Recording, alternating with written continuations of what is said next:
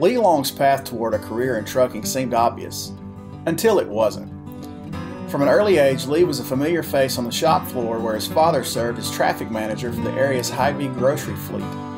By the age of 14, he was charged with steaming out trailers and revarnishing the floors, and he eventually graduated from shop rat to the truck shop and worked his way on to an apprenticeship. He mixed punching the clock in the service bay with high school wrestling and playing center on the football team. He also played tuba in the band, was in the chorus. He played the lead role in the school's production of Fiddler on the Roof in his senior year. He was also active in the local church youth group. It was in that youth group where a teenage Long would meet Debbie, the young lady who would eventually become his wife of 41 years and who jokes that Lee had no choice but to date her because his family was so large, she was the only girl in town he wasn't related to. I started noticing him, and back then people used to walk to school, and he was at the high school and I was at the junior high, which happened to be side by side, and I was taking an interest in him. I noticed how polite and kind he was, and that's really what first attracted me to him. His mother raised him right. But so I would time it just right to where he would be crossing the junior high parking or the yard, and I'd time it just right, and one thing led to another. So during high school, when we were playing football every Saturday morning, my job was to clean out the produce trailers and bring them over and clean them out. We had an old International gas burner that had a hydraulic lift on the back of it, and one Saturday morning I was running a little late to break, and so what happened was I pulled up to the shop, pulled the brake, opened the door and jumped out. Well, the truck didn't immediately stop and went through the wall of the shop. So my boss, the shop supervisor, says, the only thing is you've got to tell your dad what happened.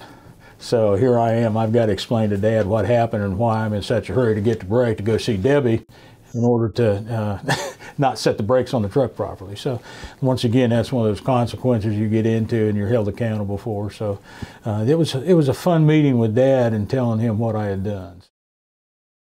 With high school in the rearview mirror, Lee enrolled in Bob Jones University, a private non-denominational evangelical school in Greenville, South Carolina, with hopes of becoming a preacher.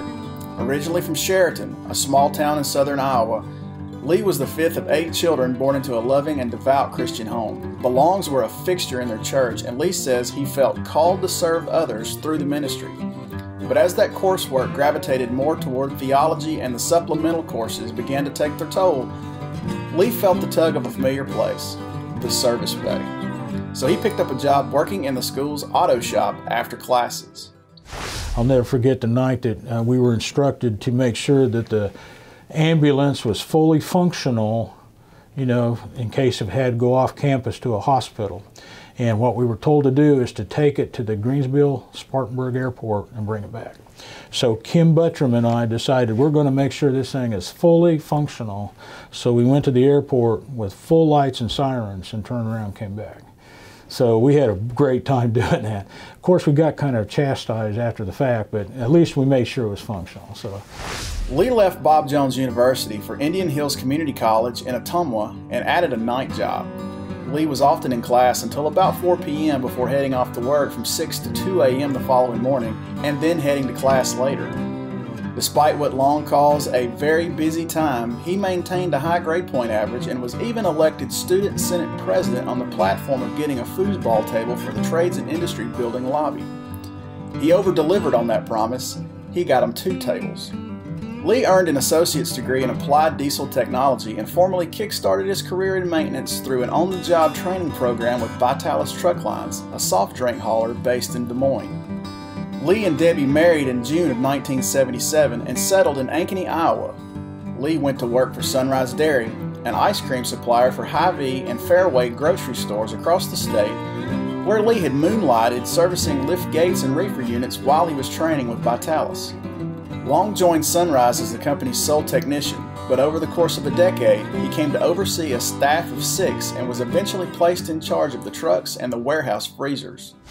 We actually had a body shop there that I was overseeing that actually built Model A's.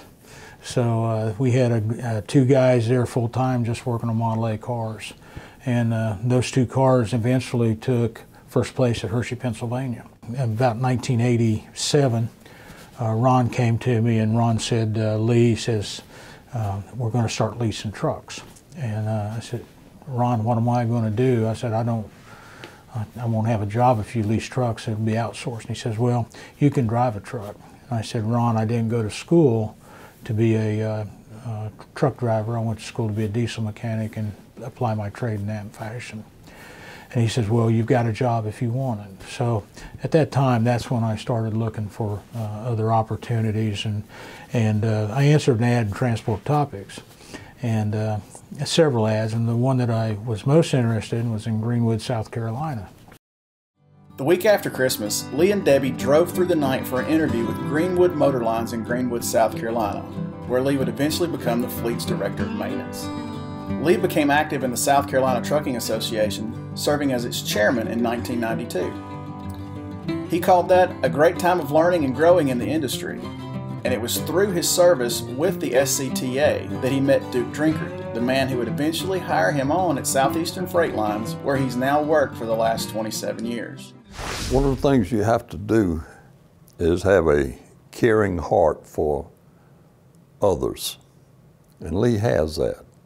Doesn't matter whether they're working for Southeastern or whether they're working for our competition, the caring heart for the person, not for the competition, but for the person, and then being able to induce those people to start thinking future. What can we do to improve? What can we do to make it safer? What can we do to make it cheaper? What can we do to serve our customers better, regardless of what company it is? Lee has that desire to instill that in others. And with that, he wins the respect of them. Lee is a respecter of people, and he's very tactful, diplomatic. Lee can be very strong in his convictions about things, but he's not stubborn. In other words, he can listen to people, he can ask the right questions to understand their point of view, and then you might convince him or he might convince you. But in spite of his strong convictions of knowing what is right and what is wrong, he has a great reputation as a listener. So I think the key is the ability to have the mind, to have the technical skills, but also to have the heart to know how to work with people. He's a genuine person who loves people genuinely. Lee originally was intent on joining Southeastern Freight in a role that was soon to open in Tennessee, but as soon as Greenwood Motor Lines entered deeper into a buyout with R&L Carriers, he found himself yet again in need of a change. As fate would have it, Duke and Southeastern Freight were readying a shop in North Atlanta and needed some help to jumpstart that process. Well, when he came on board, we were just finishing up the construction of the building. So he started on the ground floor there, from everything from putting the shelves and parts and everything in to developing his crew, the whole 9 yards. One of the things you might, just a side note, is that when you work with me, you may be working 24 hours a day. And we would go in the mornings and work until couldn't, just to get this thing started up. Then we go into bunk room, sleep a few hours, and come back out and start again. And that's the way we worked at that time. And when myself and a couple of others from other districts left there, it was up to Lee to totally develop his crew, his processes and all there. We had an internal process, a maintenance program, and he had to teach all of them that. And so he had a great part, and probably 90% in starting the maintenance program in North Atlanta?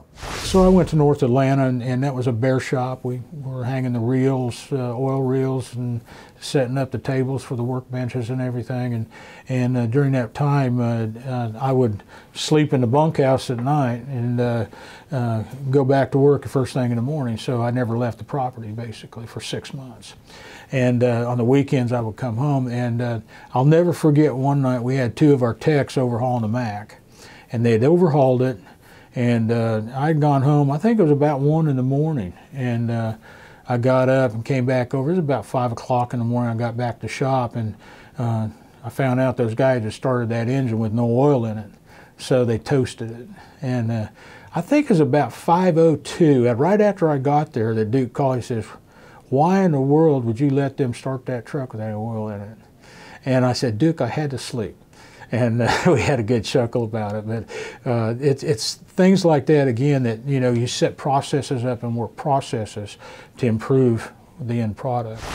With the North Atlanta shop finally open and running, Lee took the post of regional manager based in Nashville, overseeing Southeastern freight operations across the state and 2 locations in Georgia. I had 2 shops to start with. North Atlanta, I kept North Atlanta, and Dalton was the other one. And when I went into Dalton, I knew that we were going to have some things we needed to improve on, because when I got there, they had a deer strung up out on the steam rack gutting it out. So I knew that we needed to concentrate a little bit on the work that needed to be done instead of cleaning the deer. So we had some fun times in Dalton. Lee became active in the Tennessee Trucking Association and was eventually named steering committee chairman.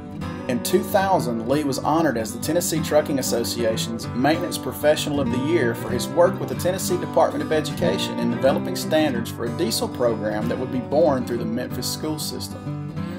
Lee says he joined TMC before ever attending a meeting, and he's been involved with the formation of the Council's Professional Technician Development Committee, the PTDC, and SuperTech. In 2005, Long was tasked by then Southeastern Freight Vice President of Fleet Services and former TMC Chairman David Foster to develop and implement a state-level contest to ready their technicians for the SuperTech competition. Lee has chaired several task forces, and he served as PTDC Chairman from 2007 to 2010. He was elected to TMC's Board of Directors in 2011. In 2012, Lee was named TMC General Chairman and Treasurer with the goal of raising awareness about career opportunities as heavy-duty truck technicians, specifically among students. He was awarded TMC Silver Spark Plug that same year. Despite much personal and professional success, Lee credits his father's influence for paving the way, and among the things his father most instilled was a sense of accountability. So we had a wrestling meet, a sectional wrestling meet, and I got up and left at 4 o'clock in the morning and went to school, and then got on a bus and went to Creston for meet, and finished the day out and got home about 1 in the morning. It was snowing like a son of a gun.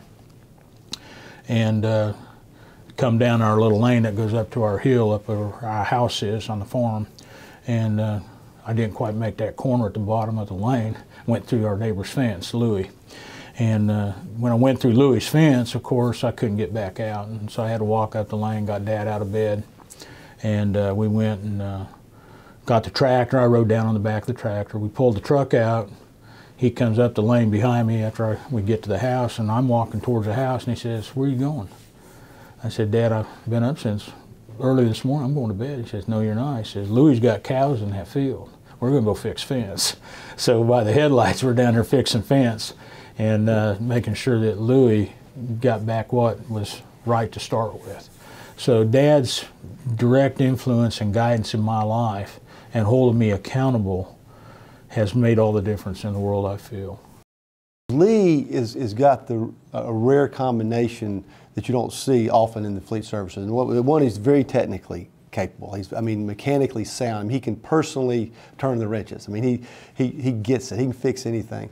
But he also has the people skills part of it, the leadership, and that's not an easy combination in this field. But he's great at it. We have a saying in our company that culture is the engine that drives our company, and he's like the walking billboard for our culture. I mean, he just really is. We also talk about like servant leadership, and if you know Lee, you know he's a strong man of faith, and I believe that you see his faith in how he treats people, he loves people, and how he serves others. So to have somebody in this very technical part of our company that also can live and breathe our culture is huge. And so, yeah, he's great to have. I just would like to say congratulations to you. I admire you so much. One of the things that I do admire you is your faith, and it's very obvious that that's important to you. I've always appreciated how you always care about me and my family, and you ask and pray for my wife and her situations, and just knowing that we've got a leader in our company who's trying to honor God and do it in the way you do is just a great blessing for me personally, and I want to say congratulations. Thank you.